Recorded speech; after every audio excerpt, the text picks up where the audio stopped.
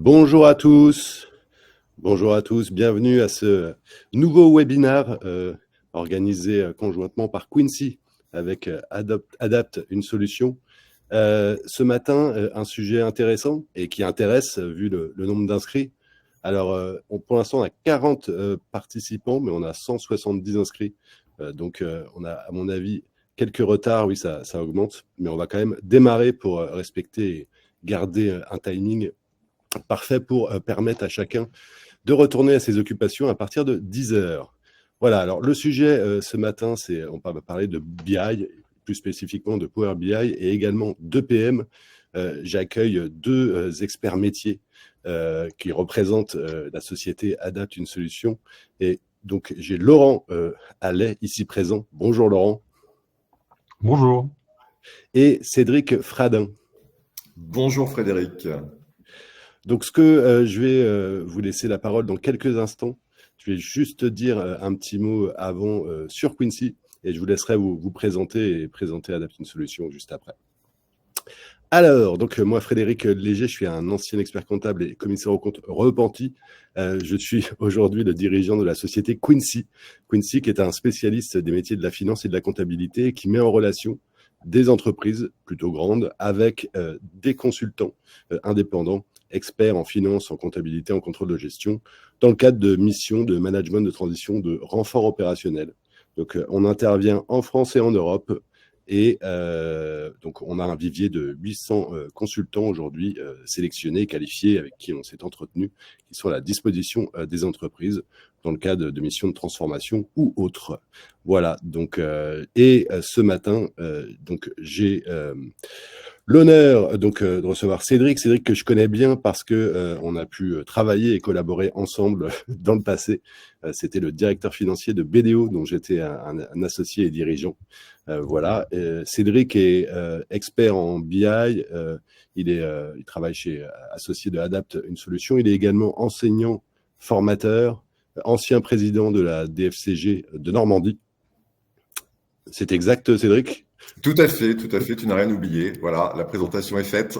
Et Laurent, qui est un grand spécialiste des projets FP&A qu'il a menés pour de nombreux grands groupes et spécialiste des EPM, et plus particulièrement Workday, dont on aura une petite démonstration tout à l'heure pour rentrer vraiment dans le concret.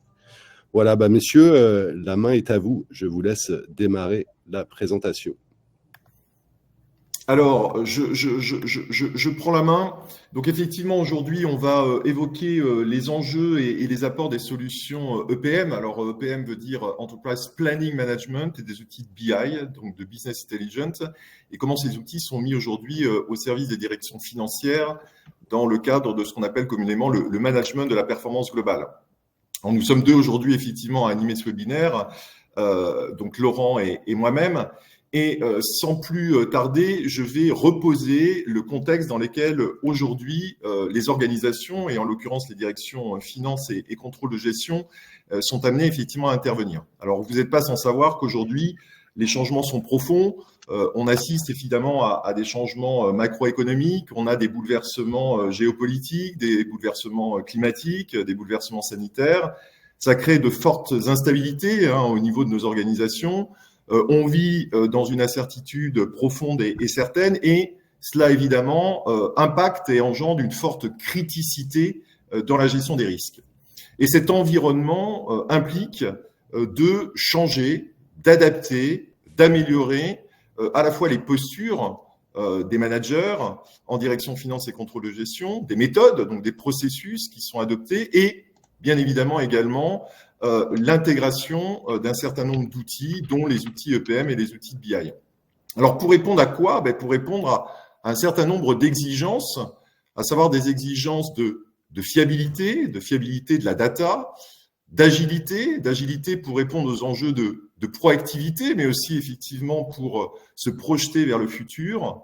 Intégrer cette notion essentielle qui est une notion de temps utile, alors comparativement à la notion de temps un peu régalien qu'on avait effectivement l'habitude d'intégrer dans le cadre de la production des reportings en temps et en heure, voire même de la production des comptes des sociétés, comptes sociaux, comptes consolidés, mais aussi un renforcement de la démarche participative, contributive, un enjeu de décilotage des organisations pour avoir une vision holistique, globale, à tous les niveaux de l'organisation de ce fameux management de la performance globale. Alors tout ça amène, et j'aime bien ce schéma, à un renforcement du rôle des directions finances et contrôle de gestion dans la stratégie de l'entreprise.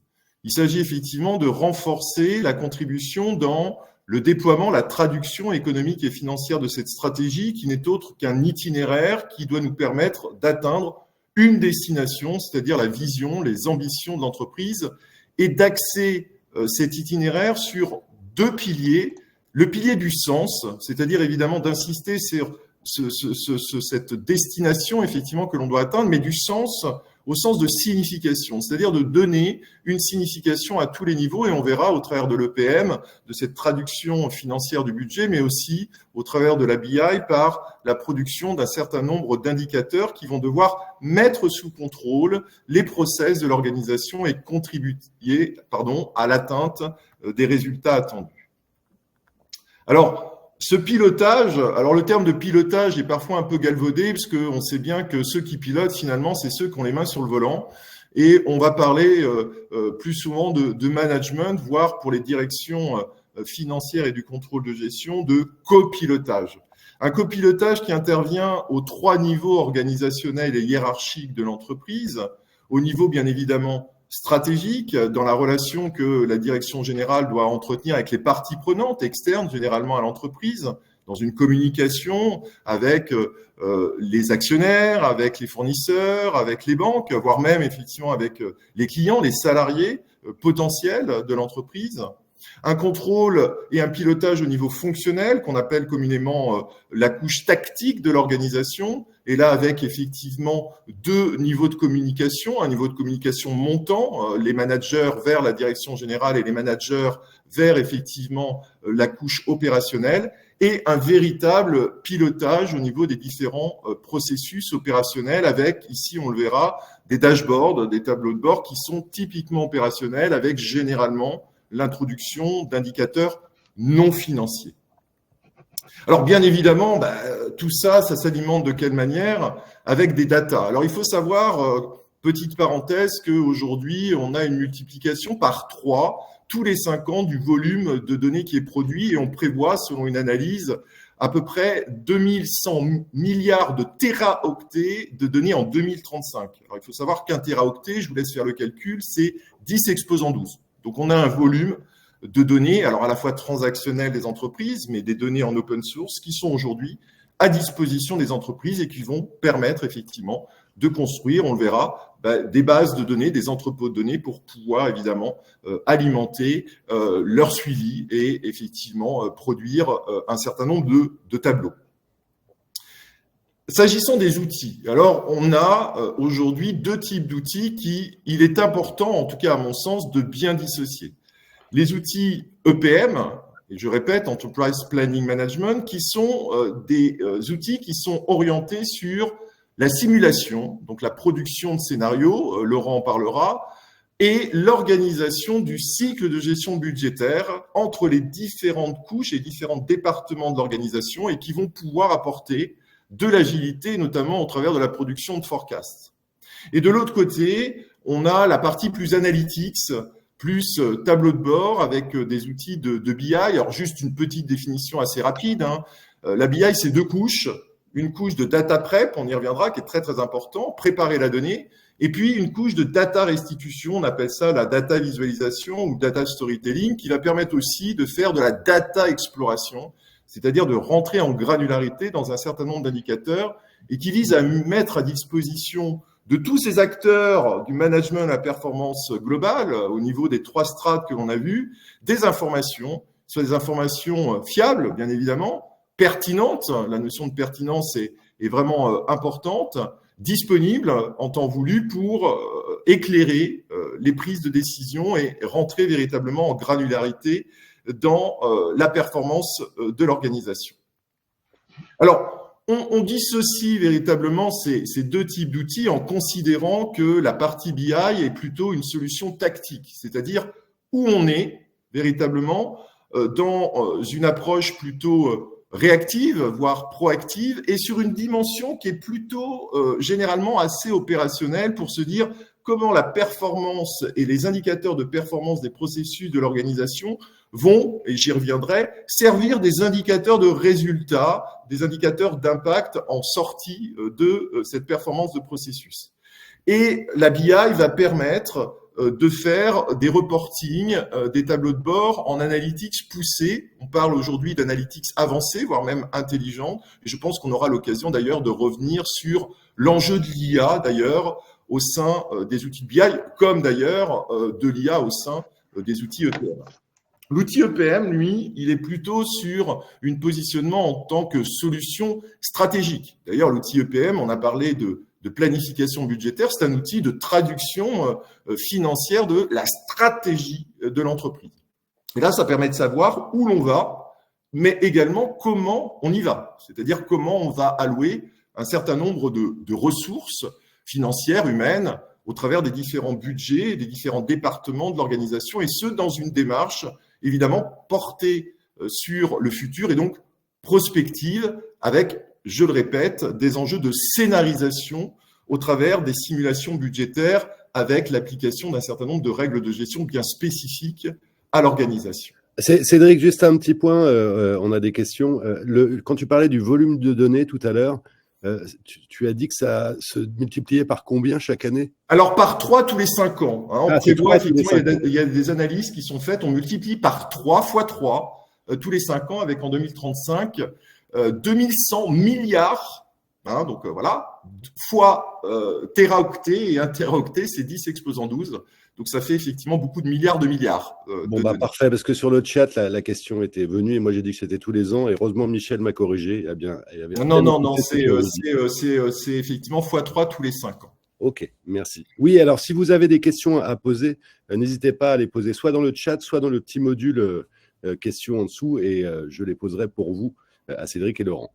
Voilà. Je t'en prie, Cédric, tu peux revenir. Mais je t'en prie, Frédéric. Alors, tout ça et tous ces outils, il faut effectivement les organiser. Il y a différentes couches qui sont effectivement essentielles. Donc, sur la gauche de l'écran, vous avez évidemment toutes les sources de données, hein, donc toutes les sources de données transactionnelles. Et on verra d'ailleurs que le décisionnel de l'organisation sert le transactionnel. Il va falloir des données transactionnelles et, à un moment donné, on prend des décisions sur la base de données transactionnelles et également de données en open source qui viennent évidemment du net généralement et des environnements ouverts. Et on va s'appuyer sur 2 services essentiels.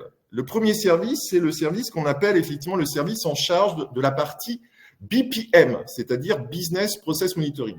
Alors, son rôle, c'est quoi? C'est de pouvoir optimiser les différents processus de l'organisation, parmi lesquels d'ailleurs le processus de gestion potentiellement de la data, et ensuite de voir, après l'avoir optimisé, de voir comment on va l'automatiser. Alors l'enjeu essentiel, c'est que, alors ça rejoint des enjeux de RPA d'ailleurs, hein, c'est on va effectivement optimiser tout ça et on ne va l'automatiser que lorsque on va effectivement avoir trouvé toutes les sources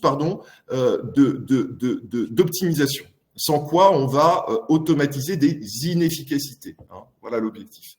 Et puis, on a un autre service qui est en charge du MDM, le Master Data Management. Et l'enjeu ici, c'est d'intégrer au sein du système d'information de l'organisation un certain nombre de règles, parmi lesquelles la partie référentielle et dictionnaire de data. Hein, le but, c'est de pouvoir partager des données qui soient communes à l'ensemble de l'organisation. Lorsqu'on a toutes ces données, et je l'évoquais tout à l'heure, on a un enjeu essentiel qui est un enjeu qu'on va appeler un enjeu de raffinage au travers des outils ETL. Alors ETL comme Extract, Transform, Load. Alors dans les outils, on le verra, on a des outils ETL qui sont dits pure player, qui ne font que ça. Alors vous en connaissez évidemment, il y a Talent, qui est un outil effectivement très connu sur le marché, qui ne fait que de l'ETL, qui ne fait que de la transformation de données. Et dans un certain nombre d'outils, comme dans Power BI, que je connais bien, on a une couche ETL, alors qui est moins performante puisqu'il y a moins de fonctionnalités, qui est Power Query, qui est un requêteur qui va permettre de corriger les données, de les mettre en qualité, voire de les enrichir, et j'y reviendrai dans ma petite démonstration.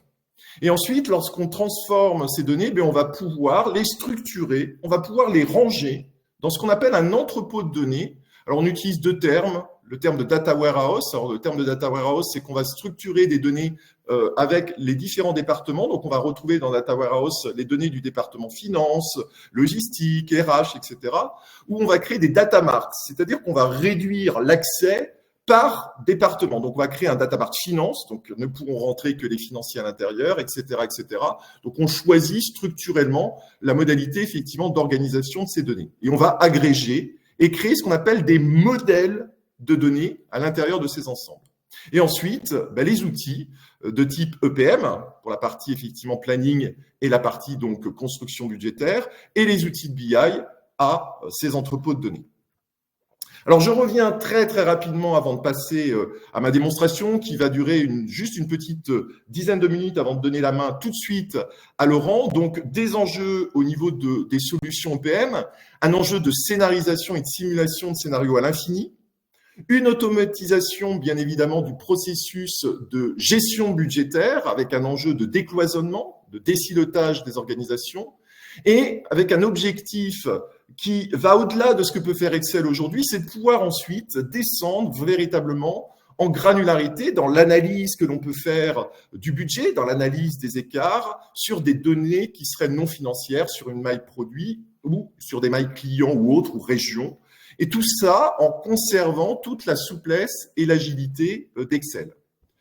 Pour ce qui est de la BI, alors là, j'ai fait un petit schéma un petit peu particulier. On pourrait passer évidemment des heures à commenter ce schéma. C'est que la BI, à mon sens, elle a véritablement pour objectif de gérer ce que l'on appelle une chaîne causale entre différentes typologies d'indicateurs. Dans les sociétés, on parle de KPI et dans KPI, je ne veux pas dire que, mais je le dis quand même, on a tendance à mettre un peu tout et n'importe quoi.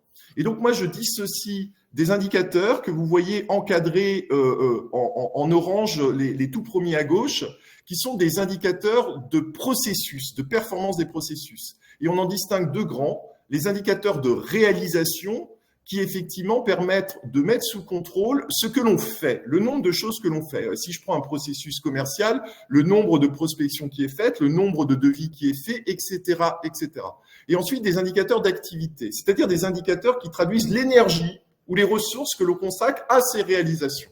Et on va pouvoir combiner ces deux types d'indicateurs, indicateurs de réalisation et indicateurs d'activité, pour faire des indicateurs de productivité, le nombre de choses que je fais par rapport au temps que j'y passe. Et ça, c'est véritablement la performance des processus. Et ces indicateurs vont être prédicteurs d'indicateurs plus d'effets à différents niveaux, court terme. Alors, c'est des effets immédiats, on appelle des indicateurs plutôt d'effets immédiats. On va voir des indicateurs que j'appelle moi des indicateurs de résultats à moyen terme, l'évolution du chiffre d'affaires, l'évolution du nombre de clients qui sont effectivement liés à la performance du processus commercial que l'on a pu développer. J'ai fait plein de devis, j'ai fait plein de visites clients, mais ça a effectivement permis d'augmenter le chiffre d'affaires, le nombre de clients. Et puis, des indicateurs plus long terme, l'évolution du chiffre d'affaires, l'évolution de la marge, l'évolution du nombre de clients, ça va permettre d'alimenter un indicateur qu'on va dire plutôt stratégique, plutôt à long terme, qui est l'augmentation, je cite qu'un seul exemple, de la part de marché, par exemple. Voilà. Donc, cette chaîne causale, elle est très, très importante et on va mettre en place des tableaux de bord au travers de la BI sur les différents niveaux qu'on a évoqués, stratégiques, fonctionnels, donc tactiques et opérationnels, dans le management de la performance globale.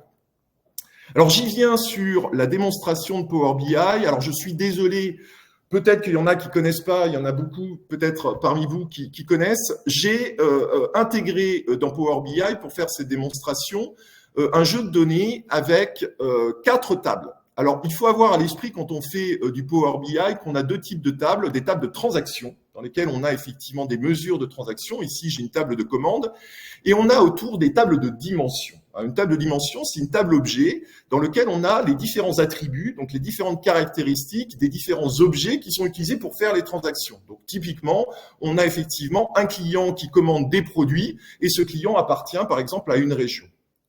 Et ces attributs, ces caractéristiques dans les tables de dimension vont être autant d'axes d'analyse possibles pour entrer en granularité dans les indicateurs que l'on va produire. Alors, je vais passer rapidement sur une petite démonstration parce que j'ai chargé ces données, mais au moment où j'ai chargé ces données, je vais pouvoir potentiellement modifier dans la couche de transformation de Power BI des stocks, à savoir Power Query. Vous voyez ici, on rentre dans Power Query. Je vais pouvoir éventuellement transformer un certain nombre de données. Alors, j'ai choisi volontairement, dans ma table ici, j'ai un certain nombre de dates, les dates de commande et la date de livraison, et ces dates, vous voyez, elles sont en anglais. Eh bien, Power Query permet de modifier, de dire, alors il nous dit ici que c'est un texte, Power BI identifie que c'est un texte, mais je vais lui dire, non, ce n'est pas un texte, c'est une date, alors c'est en train de venir, c'est une date, et cette date, elle est en anglais, ici, voilà. Alors, il faut choisir anglais États-Unis, donc prendre le temps effectivement d'aller chercher. Et voilà, il va transformer effectivement cette date. Je transforme également rapidement la date de livraison et vous comprendrez pourquoi, parce que je vais calculer également un délai de livraison qui sera la différence entre ma date de livraison et ma date de commande. Alors, juste Cédric, c'est quoi ta donnée source? Alors, ma donnée source ici, alors pardon, je ne l'ai pas dit, hein, c'est un simple fichier Excel. Moi, j'ai fait une extraction, hein, c'est un jeu de données effectivement aléatoire. Mais évidemment, il faut savoir que Power BI a une centaine de connecteurs et vous pouvez vous connecter effectivement à un ERP, à un certain nombre de sources de données, à un CRM. Il y a une centaine de connecteurs qui permet effectivement de disposer de l'intégration d'un certain nombre de données. Et vous pouvez aller vous connecter directement, je l'évoquais tout à l'heure, sur un entrepôt de données. Et vous pouvez effectivement avoir directement, et on le verra, des modèles de données qui sont tout de suite disponibles. Hein. Donc voilà, une centaine de connecteurs à peu près dans Power BI. Donc ici, j'ai deux dates, et ce que je vais faire, c'est que je vais intégrer et ajouter une colonne que je vais appliquer, qui est une colonne personnalisée. Cette colonne personnalisée, voilà, il me propose de le faire. Et vous voyez, c'est très très simple. C'est pour vous montrer aussi l'agilité et la simplicité de Power BI. Et ce n'est autre que la différence entre ship date et order date. Et là, je fais OK. Il me met les délais. Alors, je vais mettre en qualité, puisqu'ici, il me met ABC, donc il mélange du texte et du numérique. Donc, effectivement, c'est un nombre entier, vous voyez. Et je vais dire d'ailleurs, parce que moi, j'ai envie de suivre mes délais, je dis que nous, il faut qu'on soit en dessous de 5 jours. Donc, je vais lui dire, avec une colonne conditionnelle, que j'ai une anomalie. Donc, je vais l'appeler anomalie, cette colonne. Et je vais lui dire que si le délai est strictement supérieur à 5, voilà, alors j'ai une anomalie. Et on verra comme ça, on pourra suivre les anomalies, le nombre d'anomalies. Anomalie, sinon OK. Donc voilà, tout va bien. Voilà, il va faire les anomalies, etc. Et je vais faire deux autres transformations avant de passer à la construction rapide du truc, c'est que je vais dupliquer ici cette colonne deux fois, parce que je veux effectivement ressortir uniquement l'année de la date et le jour en nom du jour. Je veux savoir si c'est un lundi, un mardi, etc., etc. Donc, je duplique deux fois la colonne. Et ici, je la nomme. Hein, faire attention à bien nommer ces en-têtes de colonne pour bien les retrouver dans les tables, hein, évidemment, dans ma table de transaction ici. Et ici, je vais l'appeler jour. Et on a la possibilité dans Power BI d'en transformer ici, de transformer des dates, vous voyez. Et ici, je demande effectivement l'année. Il va même être, voilà, toutes mes années. Alors ça, c'est le jour, pardon. Hop. Et alors, ça me permet de dire que chaque fois que vous vous êtes trompé ici, hop, vous avez juste à annuler ici au niveau des étapes du requêteur. Donc l'année, c'était ici. Donc rapidement, hop, ça arrive. Hein. On est en direct. Année. Et ici, tout simplement, je fais la même chose, mais je veux le jour et je veux le nom du jour. Et je fais un petit peu de mise en qualité pour la restitution, c'est qu'ici, je vais mettre effectivement la première lettre. Voilà, on peut faire toute une série de transformations et quand on a fini ces transformations, on va venir charger l'ensemble des données. Alors, il faut bien respecter, hein, il faut savoir que chaque fois que vous allez recharger vos données de transaction, voire même vos tables de dimension, toutes les transformations que vous aurez fait une fois, elles seront faites effectivement définitivement. D'accord ? Voilà, vous n'aurez pas besoin effectivement de les répéter à chaque fois. Et ici, on va faire effectivement un rapport en DataVis le plus rapidement possible, puisque le temps est compté, mais pour vous montrer la rapidité et la facilité avec lesquelles on peut faire un dashboard, à la différence de ce qu'on va pouvoir produire et devoir faire en un jour, voire 2 jours sur Excel.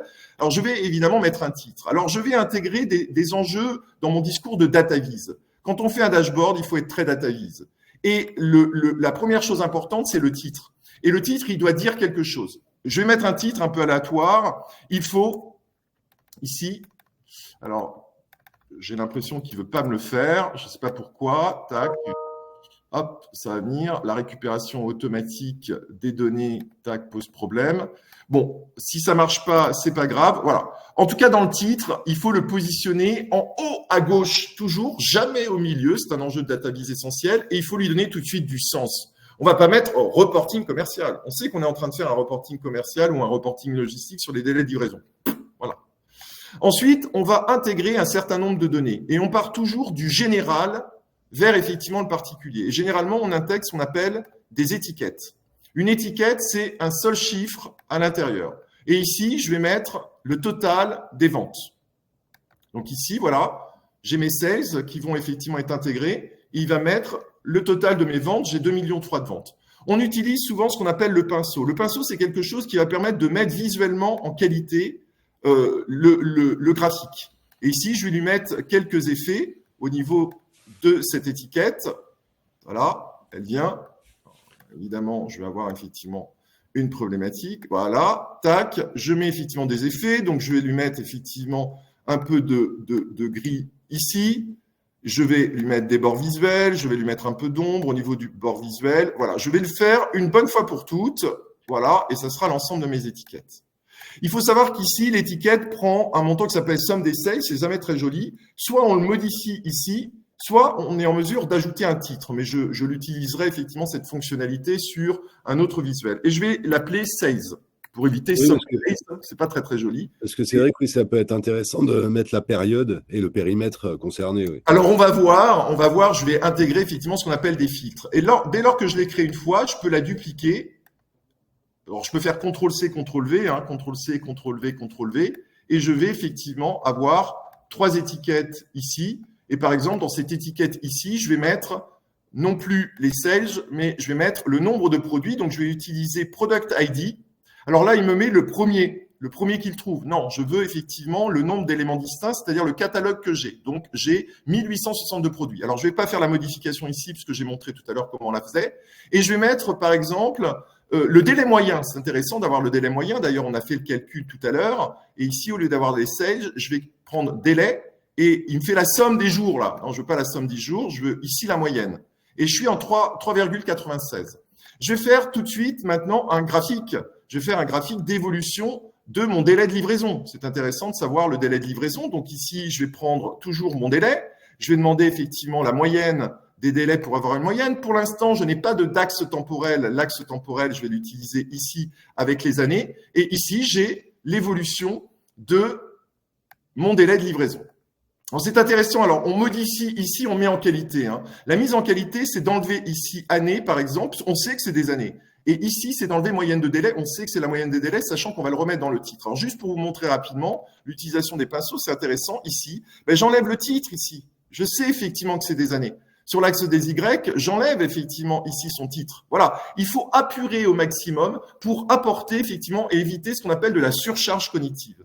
Je vais intégrer un autre élément qui est un élément de répartition avant d'intégrer mes filtres et j'aurai terminé pour donner la main ensuite à Laurent sur la partie Workday Adaptive Planning. Je vais prendre ici un camembert et dans ce camembert, je vais mettre la répartition du chiffre d'affaires et cette répartition, je vais créer une hiérarchie, je vais la faire par catégorie de produits et par subcatégorie de produits. On peut créer des hiérarchies. Et donc, je vais prendre les sales, il va me faire effectivement un rond tout court. Et je vais mettre effectivement en légende, je vais vouloir le répartir en catégories. Donc, il met ici une catégorie, voyez. Et je vais lui mettre une sous-catégorie en dessous. Donc, ça va venir, voilà, dans ma légende. Voilà. Et vous voyez, il me crée une hiérarchie ici et je peux rentrer comme ça en granularité dans mon élément. Alors, je peux figer ici pour effectivement remonter plutôt de cette manière-là, en associant effectivement les deux. Voilà, je peux effectuer un certain nombre de choses. Et comme tu le disais, Frédéric, on peut effectivement voir les années, c'est-à-dire de voir effectivement le chiffre d'affaires pour l'année. Alors là, j'ai de 2019 à 2022, c'est intéressant. Donc, je vais intégrer ce qu'on appelle un segment. Un segment, c'est un filtre. Alors, le filtre, on va les mettre évidemment plutôt du côté droit. On ne va pas les mettre au milieu. En termes de database, ça ne se fait pas. Et même, je vais même en ajouter un autre. Je vais ajouter effectivement un filtre sur les segments de clients. C'est-à-dire, je vais pouvoir même voir par année et par segment de clients. Donc ici, je vais mettre mes années ici. Donc c'est simple, je les avais créées, d'où l'intérêt de les avoir créées. Alors je ne veux pas une ligne continue, j'utilise mon pinceau, je veux des vignettes au niveau des paramètres. Vous voyez, je vais mettre des vignettes et je peux même mettre un sélectionner tout. Donc ici, il me remet effectivement l'ensemble des éléments et je peux déjà le faire. Regardez, hop. Ah, là, j'ai un problème tout de suite. Je vais le régler. J'ai un problème. Il ne faut pas, sur un rapport, que l'on ait effectivement, lorsqu'on clique sur une année, au niveau d'une courbe, un point. Donc, on va utiliser une fonctionnalité dans Power BI qui est intéressante, qui permet de dire, je ne veux plus d'interaction entre le filtre qui est ici, le filtre des années, et cette courbe-là, en utilisant la notion de format, modifier les interactions, et au-dessus de chaque graphique, on a, est-ce qu'il y a un filtre ou pas? Et quand on n'en veut pas, on dit aucun, on valide. Et ici, désormais, chaque fois que je vais faire des modifications, vous voyez, il n'y a que les chiffres des autres graphiques qui vont effectivement pouvoir changer. La courbe, elle, ne change pas. Et j'ai dit que je voulais regarder également par segment. Et le segment, je vais le mettre ici, le segment du client. Voilà, j'ai mes différents segments. Alors, je remets effectivement les vignettes pour rester homogène par rapport à ce que j'ai. Et je peux regarder désormais par année et en plus, effectivement, intégrer la notion de… Et évidemment que la courbe change, mais elle ne change pas par rapport aux années, elle change par rapport à mon segment. Et je vous fais un dernier petit élément, puisqu'il faut compléter. Jamais plus de 5-6 graphiques à l'intérieur d'un seul rapport, à savoir que si je veux faire une analyse de ce rapport ou de ce rapport-là, et si je veux rentrer également en granularité et ne présenter que celui-ci, je peux faire un focus ici. Vous voyez, il y a plein de fonctionnalités et je peux rentrer effectivement en granularité si j'ai créé cette granularité et revenir au rapport. Et ici, je vais utiliser cette zone-là, cette zone qui est la zone des filtres. Et je vais faire un top 5 des meilleures ventes. Alors, qu'est-ce que je fais? Je fais un tableau, ni plus ni moins. Et je lui dis, donne-moi, alors je ne vais pas utiliser les noms de produits, parce que les noms de produits, ils sont trop longs. Je vais utiliser l'ID, c'est-à-dire l'indicateur, effectivement, l'identifiant. Et je vais lui mettre les sales, c'est-à-dire les ventes, évidemment, qui sont associées. Voilà. Là, j'ai effectivement les sales et je vais lui dire, au travers de cette partie-là, est-ce que tu peux me filtrer les produits, les ID produits, en faisant non pas un filtre de base, mais les N premiers, par le haut, par le bas, parce que je peux faire un flop. Hein. Si c'est le bas, ce sera un flop, et si c'est en haut, ce sera un top. Je veux les 5 premiers. Par quoi? Tu me les tries par les ventes, hein, le volume, et j'applique. Et ici, j'ai les 5 premiers. Je viens faire effectivement ici mon tri, et j'ai l'ensemble de mon tri. Un dernier point, c'est qu'ici, je n'avais pas montré, on a ce qu'on appelle le fameux modèle de données, le fameux modèle en étoile, où on va effectivement lier la table de transaction avec l'ensemble des tables de dimensions, et Power BI le fait de manière automatique dès lors qu'il trouve un identifiant commun entre les différentes tables. Vous voyez ici, il a trouvé Product ID entre la table de transaction commande et la table de transaction produit. Mais ici, d'où l'intérêt du fameux Master Data Management, c'est de pouvoir bien connaître ces données et bien les qualifier en termes de référentiel. Ici, ça a mal été fait, je l'ai fait volontairement, c'est qu'ici, le code, l'identification région s'appelle code région dans la table de dimension région et s'appelle ici ID région dans la table customer. Alors, dans Power BI, comme dans d'autres outils BI, il n'est pas nécessaire pour faire le modèle en étoile d'avoir un lien direct entre une table de dimension et une table de transaction. Si ici, je lis la table de région avec la table customer qui elle-même est reliée à la table de transaction order, toutes les tables sont reliées les unes avec les autres. Donc ça, cette opération, dans ce cas, on l'a fait manuellement. Et je vais venir déplacer ici mon petit curseur et je vais créer mon modèle. Et là, ça y est, mon modèle en étoile. J'aurais dû le vérifier d'ailleurs dans ma démo tout de suite avant de commencer, parce que j'aurais eu des problèmes si j'avais fait une analyse sur l'axe région. Ça n'aurait pas fonctionné parce que je n'aurais pas créé ce lien entre les différentes tables. Voilà, en tout cas, j'espère que cette démo qui est rapide, bien évidemment, on peut faire plein d'autres choses, beaucoup d'autres choses avec Power BI, mais ça montre la rapidité avec laquelle on est en mesure de faire un tableau de bord pertinent. Alors Cédric, merci, et ça a l'air très facile quand tu nous présentes tout ça, même si je pense que tu as de nombreuses heures, voire de jours et d'années d'utilisation à ton actif. J'ai 3 questions. Je vais commencer par celle de Lionel, question un peu plus technique. Bonjour Lionel. Dit, le segment est valable pour toutes les données de la même page. Ils peuvent l'être, on peut appliquer… Pas de possibilité d'avoir 2 segments identiques pour faire une comparaison sur 2 critères différents de même nature. Par exemple, 2 clients différents. Oui, on peut effectivement appliquer les segments comme on le souhaite. Et d'ailleurs, on pourra créer d'autres rapports et on pourra faire jouer effectivement le segment qu'on a créé uniquement ici sur cette page, le faire effectivement relier avec d'autres pages du rapport. Parce que finalement, quand on parle effectivement de report, on a effectivement des pages qui sont constituées et on a au final, effectivement, un rapport global. Mais on est en mesure de croiser évidemment tous ces segments et surtout de l'appliquer également à la page dans son entièreté. Alors là, mon segment, il s'applique à l'ensemble des graphiques et justement au travers, j'espère répondre effectivement à la question de Lionel, au travers de cette gestion que l'on peut faire également si on souhaite les supprimer, de ces fameux, effectivement, interactions qu'on voyait tout à l'heure, où je gère toutes les interactions. Ici, si j'ai envie de lui enlever l'interaction, je lui enlève l'interaction et j'aurai le chiffre d'affaires global qui va rester figé et cette vignette-là ne va subir aucun filtre. Quand je vais jouer effectivement, parce que le but de ces segments, bien évidemment, vous l'aurez compris, c'est de pouvoir rentrer en granularité et de pouvoir effectivement analyser les années, les évolutions et les répartitions que l'on souhaite effectivement mettre sous contrôle. Alors c'est vrai qu'une autre question de Marie qui nous dit, une fois qu'on a cette présentation très visuelle sur Power BI, si on veut les commenter de ton expérience dans les entreprises, comment on fait? On commente directement? Alors on peut faire Power BI, ou on fait à côté? Ouais, non, on peut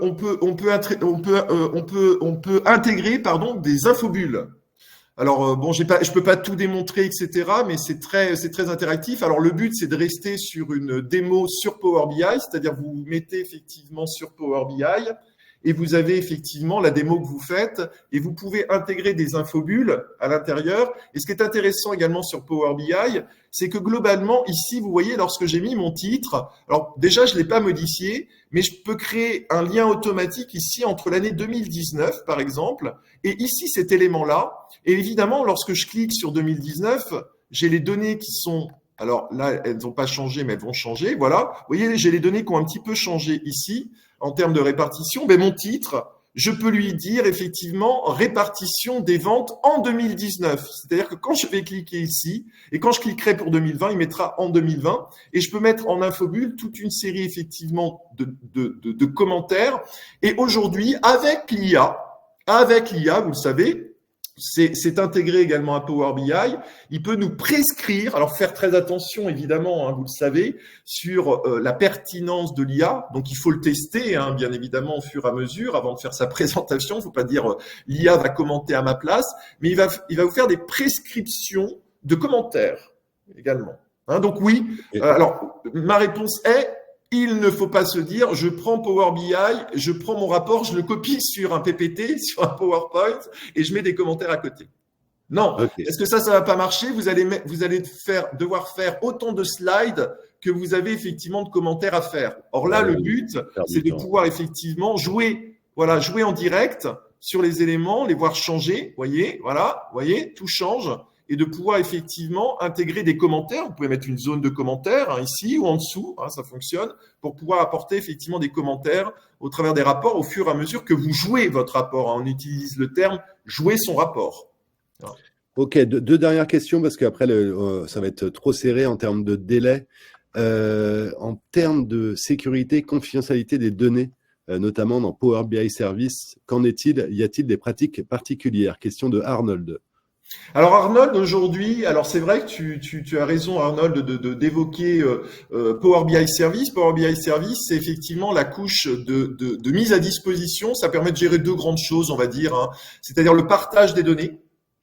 Alors la notion de sécurisation, Arnold, comme tu le sais, elle se joue sur la source des données. Donc quand on va faire effectivement des enjeux et gérer des enjeux de cybersécurité, de cryptage, d'anonymisation, etc., on va le créer en amont. C'est-à-dire qu'on va faire en sorte effectivement que la source de données, elle soit effectivement sécurisée en termes d'accessibilité. C'est en amont de l'ETL.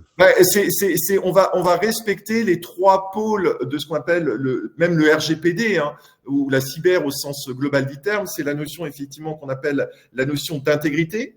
Est-ce que les données sont toujours intègres? La notion de disponibilité, est-ce qu'on a porté atteinte à la disponibilité des données? On peut voler des données sans porter atteinte à leur intégrité. Lorsqu'on vient voler ma montre à la maison, on emporte ma montre.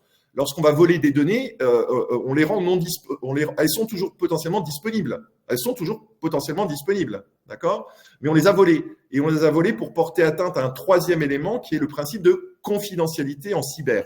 Donc généralement, on va plutôt effectivement, bien évidemment, axer tous les enjeux de cryptage, tous les enjeux. Il y a une notion de profondeur dans la donnée. D'ailleurs, Arnold, tu le sais peut-être sur les enjeux de cybersécurité, on va gérer aussi les accès, on va gérer effectivement les profils. Donc, Power BI Service gère deux enjeux. Un enjeu de partage, c'est-à-dire on va générer des communications et des transferts automatiques des rapports à différents destinataires avec des sécurités. On va faire des sécurités également sur la mise à disposition de certaines données. Certains auront accès à tel type de rapport et d'autres pas d'autres. À leur périmètre, voilà, on va parler de périmètre. Et il y a une notion importante dans Sage Services, dans Power BI Services, c'est la notion d'alerte. Moi, je peux pas créer des alertes ici. Là, dans Power BI, Report. On va créer des alertes dans Power BI Service et chaque fois que j'aurai un indicateur qui, effectivement, a un enjeu de criticité et n'atteint pas sa mesure, en tout cas, ce qui est attendu, on va créer une alerte automatique pour permettre, effectivement, d'identifier en temps utile et en temps voulu cet indicateur. Voilà. En tout cas, je sais qu'il y aura plein d'autres questions, mais j'ai évidemment un profil LinkedIn plutôt assez alimenté. Donc, n'hésitez pas, ce sera avec vraiment beaucoup de plaisir. Il y a une forte communauté, gracieusement, je le dis, de pouvoir répondre à vos questions et de pouvoir vous montrer 2 ou 3 éléments. C'est avec beaucoup de plaisir que je le ferai. Et alors, la dernière question pour Cédric et Laurent, avec une question d'Alexia, qui dit « Bonjour, qui devrait être, selon vous, le owner de Power BI dans l'entreprise, la DSI ou la finance ?» Moi, je peux laisser Laurent si, évidemment, il a un mot à dire sur ce point. Moi, j'ai ma vision. Non, Cédric, je t'en prie, tu peux tout simplement, l'honneur, celui qui doit effectivement avoir la main là-dessus, c'est toujours le métier. La DSI est toujours là en support sur des aspects techniques. Alors pourquoi effectivement? Parce que c'est lui qui va déterminer des indicateurs, notamment là, c'est moi qui les construis. Alors on parle plutôt de builder, c'est-à-dire il y a les builders et les users. Le builder, c'est moi. C'est moi qui vais effectivement dire, on a des objectifs SMART et cet objectif SMART, je vais arrimer à cet objectif SMART ou ces objectifs SMART les indicateurs pertinents qui vont permettre de mettre sous contrôle ces objectifs. Voilà, donc c'est moi. La DSI, véritablement, c'est un enjeu. Alors, la DSI va être très importante et Laurent le sait, sur la partie data mart, sur la partie entrepôt de données. Moi, typiquement, je suis pas un spécialiste de la construction des entrepôts de données, sur l'architecturisation, sur le choix des serveurs, etc., etc. L'enjeu de disponibilité et effectivement de rapidité, de robustesse du système qui va porter Power BI en fonction des volumes de données qui sont mis à disposition, moi, je ne le maîtrise pas. Par contre, le rapport en lui-même, c'est moi qui dois avoir la main dessus. Et par contre, un deuxième point, c'est que je dois partager en tant que builder la construction avec les users. C'est-à-dire, avant de construire, il faut que je m'assure que les users, ils vont comprendre, parce que quand on est sur la couche opérationnelle, on va avoir en entreprise, en industrie, etc., des gens qui vont avoir un certain nombre d'indicateurs. Il faut que ça leur soit utile parce que ces indicateurs, ils doivent être actionnables. Si c'est avoir un rapport pour avoir un rapport, donc c'est véritablement cette démarche collaborative, contributive qui décilote, qui décloisonne les organisations. Voilà. Alors, je pense qu'il faut passer effectivement à Laurent, parce qu'autrement… Merci Cédric. Oui, alors il y a plein de questions. Désolé, malheureusement, on n'a pas assez de temps. C'est le succès, c'est bien. Ce qui prouve exactement. Que ça limite les choses. Voilà. Merci à tous en tout cas. Merci Cédric. Laurent, la parole est à toi. Merci. Bon, déjà, je vais partager mon écran. Ça permettra de commencer.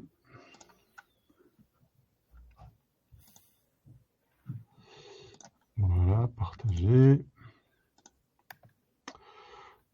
Bon, il me reste un quart d'heure. Je vais essayer de vous montrer l'essentiel de la solution EPM. Déjà, je vais me présenter puisque je n'ai pas eu l'occasion de le faire tout à l'heure. Donc, moi, je suis effectivement associé de la société Adaptone Solutions. Ça fait 25 ans que je mets en place des solutions BI et EPM dans beaucoup de clients de toute taille, des grosses, des petites. Et Adaptone Solutions, on est spécialisé sur le sujet. Et en particulier, on est les premiers partenaires en France sur Workday Adaptive Planning que je vais vous présenter. Workday Adaptive Planning, c'est donc une solution EPM. Alors, l'objectif de la solution EPM, on l'a vu BI. La BI, c'est intéressant, ça permet de comprendre ce qui s'est passé, de voir les indicateurs du passé. Mais là, avec l'EPM, on va faire une prévision, c'est-à-dire qu'on va travailler de manière collaborative sur des prévisions Les bénéfices d'une solution comme celle-là, je vais en parler au fur et à mesure, hein, c'est évidemment de construire des prévisions, des forecasts de manière collaborative, donc de faire intervenir tous les participants. C'est aussi de réduire toutes les tâches à faible valeur ajoutée qu'on a dans Excel. Souvent, on recopie de la donnée, on met des formules, on envoie des fichiers pour qu'ils soient remplis. Là, on va tous intervenir sur une seule plateforme, qui est une plateforme web, et qui va permettre à chacun de saisir les éléments dont on a besoin pour faire la prévision sur leur périmètre, de procéder à des calculs automatiques et de faire de la restitution. L'objectif, donc, c'est 1, on va aller plus vite, 2, il y aura moins d'erreurs, c'est collaboratif, donc chacun y participe, et puis aussi, dès lors qu'on obtient la possibilité d'aller plus vite, et tout ce que je viens de dire, eh bien, on va pouvoir faire plusieurs prévisions et en faire plus souvent. Et c'est ça la finalité de la solution, c'est pas juste d'outiller le budget, c'est de pouvoir faire plusieurs versions très facilement et à la fin, présenter les simulations, présenter les prévisions et permettre au management ou à la direction de décider celle qu'on choisit. C'est là où ça devient stratégique, hein. On n'est pas juste à restituer une information, on la construit et on permet de décider véritablement où on va. C'est là que c'est du vrai décisionnel, c'est pas du décisionnel basé sur l'histoire, c'est du décisionnel basé sur ce qu'on a envie de faire et là où on va mettre les moyens. Voilà, ça sur la finalité de l'outil. Adaptive Planning, hein, j'en ai pas encore parlé, c'est un des leaders mondiaux de ce sujet, maintenant qui est assez connu. C'est une solution cloud, donc il n'y a pas d'installation locale, on y va par Internet. Et ça permet de créer des modèles, c'est-à-dire des feuilles de saisie, des formules de calcul, des états de reporting qui sont spécifiques à l'entreprise. Pourquoi on utilisait souvent Excel pour faire ça avant? Et moi, quand j'étais contrôleur de gestion, j'ai commencé en 97, on utilisait déjà Excel. Pourquoi est-ce qu'on utilisait Excel? C'est parce que c'était flexible. Mais en fait, la flexibilité menait à une impasse qui était la complexité, la fragilité, le volume de données limité, l'absence de confidentialité. Bon. Et on l'utilise encore beaucoup malheureusement, mais c'est de plus en plus remplacé par ce genre de solution, justement parce qu'on va concilier la rigueur d'une solution informatique hein, spécialisée et en même temps une certaine souplesse qui permet de créer des modèles. Donc, ce que je vais vous montrer aujourd'hui, c'est un modèle de démonstration, sachant qu'évidemment, on peut créer des modèles pour n'importe quelle activité. Parmi nos clients, on va trouver du Club Med, du Pernod Ricard, du Sodexo. Bref, on va trouver beaucoup de boîtes différentes, Euronext, Airbus, qui évidemment ont des modèles de prévision qui sont différents, mais qui sont personnalisés. Voilà, donc si je regarde maintenant dans l'outil en tant que tel, après avoir fait ces petites précisions, eh bien, on va construire un processus de prévision collaboratif avec des tâches. Voilà. Par exemple, ici, on va saisir des prix unitaires, on va saisir des quantités, on va calculer du chiffre d'affaires, on va faire des prévisions de masse salariale. Et chaque personne va pouvoir accéder aux tâches qui lui sont affectées et procéder à la saisie ou à la validation ou à l'analyse qu'on attend de lui. Donc, par exemple, dans ce processus, hein, j'imagine que je suis responsable d'une activité, d'un centre de coûts exactement, qui s'appelle Sales North ici. Et donc, je vais sélectionner dans toute la structure de l'organisation celle dont je suis responsable. Évidemment, avec les gestions des autorisations, si je ne suis responsable que de celui-là, je ne verrai que celui-là. Je ne verrai pas les autres, hein, et ce sera impossible pour moi de voir les autres données. Là, en l'occurrence, comme j'ai accès à tout, je peux sélectionner celui que je veux. Et l'autre point qui est très important dans ce genre d'écran, c'est la version. Ici, vous avez, dans Adaptive, vous pouvez faire autant de versions que vous voulez, c'est-à-dire des scénarios. Dit autrement, ce sont des jeux de données qui sont totalement indépendants, même s'ils sont vus à travers les mêmes feuilles de saisie et de calcul, ce sont des jeux de données différents. Donc si je choisis une autre version, eh bien, je vais voir un autre jeu de données, et je pourrais évidemment les comparer dans mon reporting. C'est comme ça que je vais pouvoir faire des V1, des V2, des what if, des simulations, des forecasts, etc. Et puis par ailleurs, je vais évidemment pouvoir charger le réalisé, puisque j'ai besoin à un moment donné de comparer mon réalisé avec mon budget. Quand je construis une prévision, j'ai souvent besoin quand même de comparer directement. Donc il y a toute une couche BI en fait dans la solution Adaptive Planning qui permet de faire cette collecte de données. Donc on a aussi un ETL intégré dans Adaptive et on a aussi des outils de restitution de type dashboard, rapport d'analyse, etc. Donc je choisis ma version, si j'ai le choix. Si je suis un utilisateur, normalement j'en ai qu'une seule, puisque c'est là qu'on demande à l'utilisateur de saisir. Et ensuite, on lui a mis à disposition des feuilles dans lesquelles il va pouvoir saisir, par exemple ici, les prix de vente. Donc vous voyez qu'à gauche, j'ai la liste de mes produits. Bon, ça reste une version de démonstration, hein, mais relativement réaliste. Et là, je vais pouvoir saisir les différents prix. Donc par exemple, je vois que l'année dernière, j'étais à 96. J'avais prévu d'abord de mettre à 130, et puis finalement, je vais mettre à 140 pour janvier, et puis je vais recopier vers la droite, ce qui va me permettre d'avoir le même prix toute l'année. Un prix que j'aurais pu saisir d'ailleurs directement au niveau de l'année, et il m'aurait recopié le même. Si j'enregistre, eh bien, il va se passer deux choses. D'abord, ça sauvegarde la donnée dans la base de données centrale, et ensuite, il va procéder à tous les calculs qui sont associés. Donc là, c'est assez proche d'Excel dans le principe, hein, sauf qu'on est sur des volumes évidemment plus importants et sur une granularité de données qui peut être importante aussi. Mais ce que je veux dire par là, c'est que dès lors que quelqu'un saisit une information et la sauvegarde, eh bien, quelqu'un d'autre peut l'analyser, évidemment, et les calculs se font en temps réel. Donc, on n'a pas besoin d'attendre pour voir le résultat de ces modifications, ce qui permet de faire des simulations rapides. J'ai aussi la possibilité, dans un écran comme ça, de rajouter des graphiques, on va voir tout à l'heure. Par exemple, ici, j'ai mis simplement les prix avec l'évolution des prix entre l'année dernière et l'année prévisionnelle. Donc, on va saisir ici tous les prix, par exemple. Et maintenant, on va aller calculer le chiffre d'affaires. Donc, pour calculer le chiffre d'affaires, eh bien, je vais tout simplement saisir des quantités de vente, sauf que là, ce ne sont pas des quantités par produit uniquement, mais vous voyez, j'ai rajouté la dimension client. Donc, si j'ai l'information, je vais aller à un niveau un petit peu plus fin, qui est par client et par produit. Donc, je vais tout simplement lui dire, ici, par exemple, c'était certainement faux. Donc, je saisis. Je peux documenter. Hein, je peux dire, ajouter une note, explication. Et explication que je pourrais voir dans mon reporting par la suite.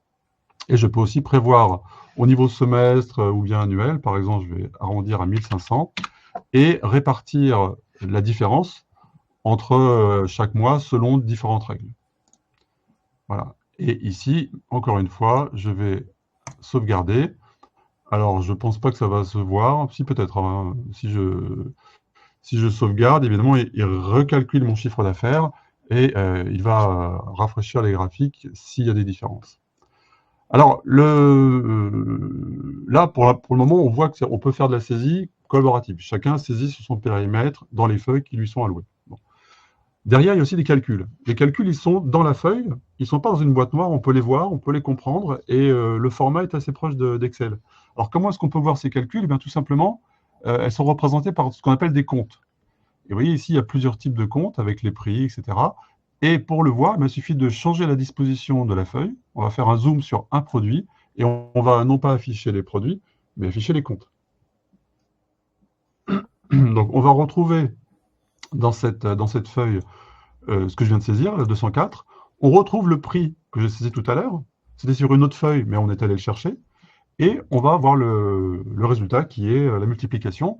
Et la multiplication, elle se lit ici, puisqu'on a une espèce de syntaxe qui permet de multiplier les quantités par les prix et faire 1 moins la remise. Ce qu'il y a au début, là, c'est juste le nom de la feuille, donc ce n'est pas très important. Ce qui est important, c'est qu'on voit bien que c'est le prix fois les quantités fois la remise. Et tout le modèle de prévision qui est en dessous, où j'ai des coûts standards de production, matériel, labor, etc. J'ai des coûts de déplacement, enfin des coûts de transit, logistique. J'ai aussi un calcul d'effet. Tout ça se calcule dans une seule feuille. Ce qui est intéressant de voir, c'est que toutes ces données-là sont disponibles pour alimenter un PNL et sont disponibles pour le reporting. Donc, je vais vous montrer un autre exemple avant de vous montrer un rapport d'analyse. Ici, par exemple, effectif et salaire, on sera à peu près sur la même logique, c'est-à-dire qu'on va avoir une feuille dans laquelle on va faire la prévision de masse salariale. Et tout à l'heure, je vous parlais de Pernod Ricard ou du Club Med, par exemple. Ils utilisent cet outil pour faire la prévision dans les villages, par exemple pour le Club Med. Voilà, cette feuille ici va être constituée d'un certain nombre de colonnes. On va l'alimenter par un système RH au départ. Et puis, quand on fait de la prévision, on va venir modifier. Donc, les taux d'augmentation, la disponibilité des gens. On va rajouter des lignes pour avoir des recrutements. Et derrière, de la même manière, on va calculer une masse salariale. Masse salariale, les effectifs, les FTE, les charges, etc., etc. Tout se calcule de la même manière. Et Laurent, Alors, du coup, toutes tes sources de données, de la même manière que Power BI, on peut connecter à la solution OPM pour que la donnée s'intègre directement. Oui, exactement. En fait, on va se connecter tout à l'heure, par exemple, on a vu qu'il y avait des données des ventes. On est allé se connecter à un système comptable.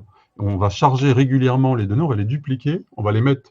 Donc, l'ETL sert à quoi? Ça sert à mettre les données dans un format de gestion qui Oui, permet d'être analysable, transformer et remplir en fait les cases de mon format de gestion. Donc, on va se connecter à des systèmes, à tous les systèmes. En fait, il y a des connecteurs. On peut se connecter à des bases de données, à des systèmes web, cloud. Voilà. Et en faisant ça, soit on les charge pour avoir des comparaisons avec de réalisés, soit comme on voit ici, pour faire de l'initialisation de ma liste du personnel qui sert ensuite à faire de la prévision en le modifiant. d'accord. Donc, l'étape suivante, en fait, pour aller vite, c'est vous avez compris le principe, on a plusieurs feuilles, chacune étant spécialisée sur un sujet, avec du détail, avec des paramètres de calcul. Et à la fin, évidemment, tout ça, ça va tomber dans mon PNL. Donc, j'ai ma structure de PNL ici. Voilà. On va tout simplement aller chercher dans chacune des feuilles l'information qu'on y a calculée pour voir de manière agrégée les coûts, les revenus, les marges, etc. Ça n'empêche pas que dans ce PNL, si ça n'a pas été calculé par ailleurs, on peut aussi directement remplir les cellules. Voilà, parce qu'on n'a pas forcément toujours besoin d'avoir un certain niveau de détail pour faire de la saisie, mais si c'est nécessaire, on peut aussi rajouter des détails. Donc j'enregistre ça. Comme ça, je construis mon budget. Et la dernière étape, si je suis toujours le responsable du centre de profit Sales North, eh bien, ça va être de valider si j'ai les autorisations ou bien, plus exactement, de soumettre les données à mon responsable. C'est-à-dire qu'en fait, on va se mettre sur le périmètre dont on a la responsabilité, voilà, Sales North par exemple, et on va lui dire, bah, tiens, je soumets et approuver. La conséquence de ça, c'est déjà qu'il y a un statut, vous voyez, qui s'affiche, donc on sait à peu près où on en est. Et l'autre conséquence, c'est que les données sont gelées dans ma version. Donc je ne peux plus les modifier dès lors qu'elles ont été approuvées. Alors, j'ai pas le temps, mais j'aurais bien voulu vous montrer pour créer une nouvelle version, ça prend 3 minutes.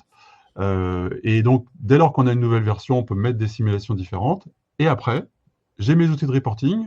Vous avez vu déjà les dashboards qui donnent de l'information, mais j'ai d'autres outils, on va dire, d'analyse croisée et qui me permettent de faire des comparaisons en détail de toutes ces données.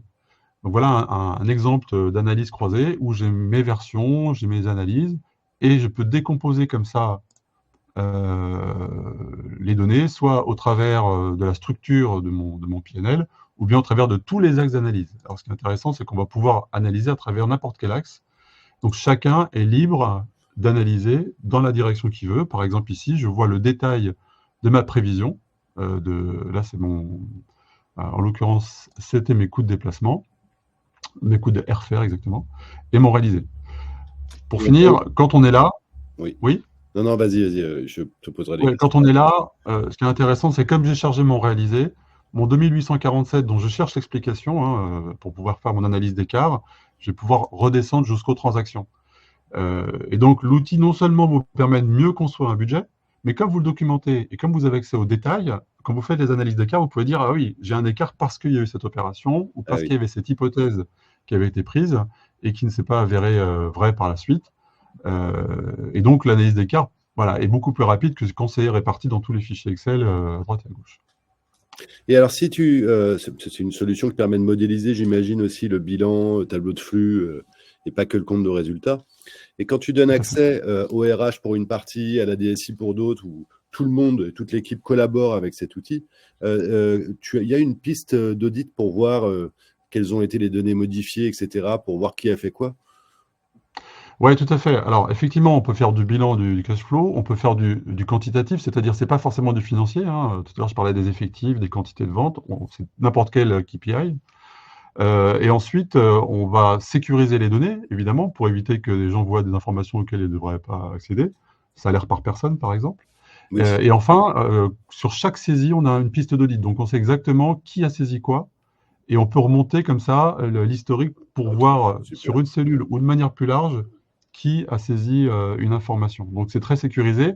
Et la version dont je parlais tout à l'heure, on peut aussi la verrouiller de telle sorte que plus personne ne puisse la modifier et créer une V2 et donner accès éventuellement à la V2 si on le souhaite.